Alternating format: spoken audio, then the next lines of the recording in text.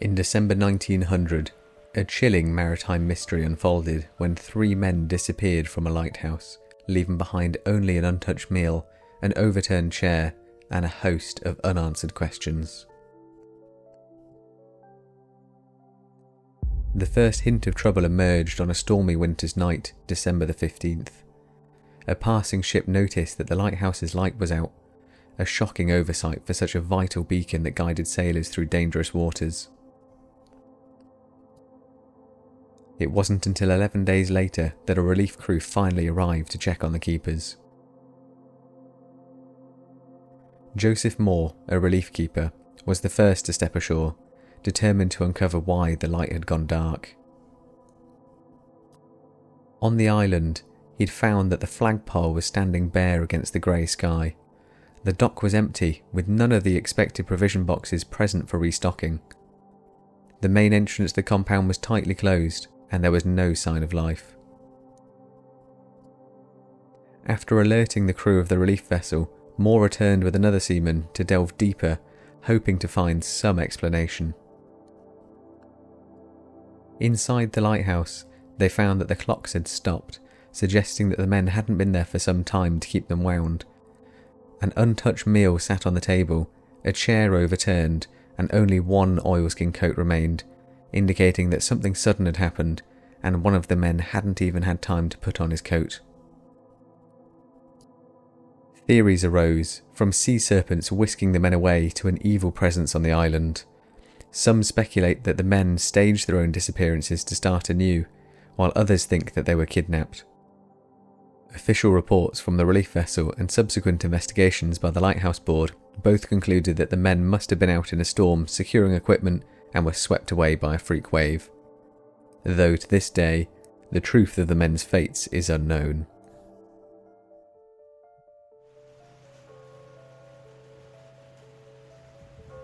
On a cold December evening in 1926, one of Britain's greatest mystery writers, Agatha Christie, vanished without a trace, igniting a real-life drama worthy of one of her most thrilling tales.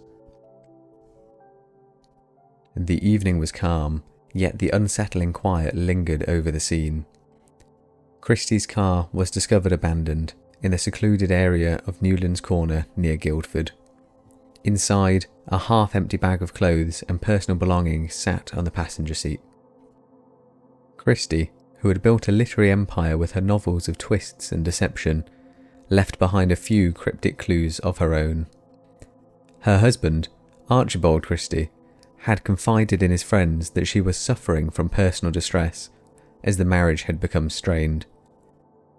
The couple's separation was imminent, with rumours of his affair with another woman circulating. It wasn't until the morning after her disappearance that the police were alerted, prompting a swift search operation. The press seized upon the mystery, with speculation running rampant. Some believed she had taken her own life, and others thought she might have suffered a mental breakdown, but the most dramatic suggestion was that she was abducted. For 11 days, the search intensified. Then a breakthrough came. In a hotel in Harringate, a woman was found who seemed to have lost all memory of who she was. It was Agatha Christie, disorientated and confused, with no recollection of the past 10 days. Theories range from her suffering an amnesic episode to the possibility that Christie had staged the disappearance as a form of escape from her personal woes. Some even entertained the idea that she had orchestrated the whole thing as a twisted stunt to garner publicity. But despite the bewildering nature of the event, no clear explanation has ever emerged. In the years that followed, Christie remained silent about the incident, and many details of those missing days have never been fully explained. Some say it was a deliberate retreat from the world. Others speculated that her ordeal had led to an unspoken emotional turning point. What was certain, however, is that Agatha Christie's disappearance remains one of the most perplexing events in British literary history.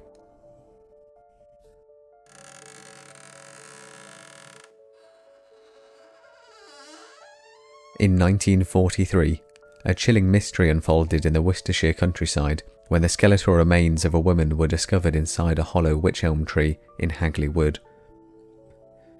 This case, now famously known as Who Put Bella in the Wych Elm, continues to perplex investigators and captivate storytellers decades later. The discovery was made on April the 18th by 4 boys who were trespassing in the woods. Climbing the twisted tree, one of them peered into the hollow trunk and spotted what appeared to be a human skull. Startled, they fled the scene and later alerted the police. Upon investigation, authorities unearthed a nearly complete skeleton of a woman concealed inside the tree. Her remains had been there for over a year.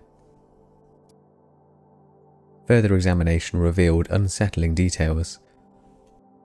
A piece of taffeta cloth was found stuffed in her mouth, suggesting that she had been suffocated. Forensic analysts estimated her age to be around 35 and noted she had likely given birth at least once. Despite these clues, the woman's identity could not be determined. Months after the discovery, mysterious graffiti began to appear on the walls near the site. The phrase, "Who put Bella in the wych elm?" was scrawled in chalk, sparking rumours and speculation. The nickname Bella stuck, but the origins of the message remain unknown. Over the years, theories about Bella's fate have proliferated. Some speculated she was the victim of a ritualistic killing tied to occult practices. Others believe that she was a spy involved in wartime espionage, with her death linked to covert operations. One name often mentioned is Clara Boiler, a Dutch woman rumoured to have worked as an agent. However, no evidence substantiated these claims. Despite decades of investigation and fascination, the mystery of Bella's identity and the circumstances of her death remain unsolved. Her story lingers in the folklore of Worcestershire, a haunting enigma that refuses to be forgotten.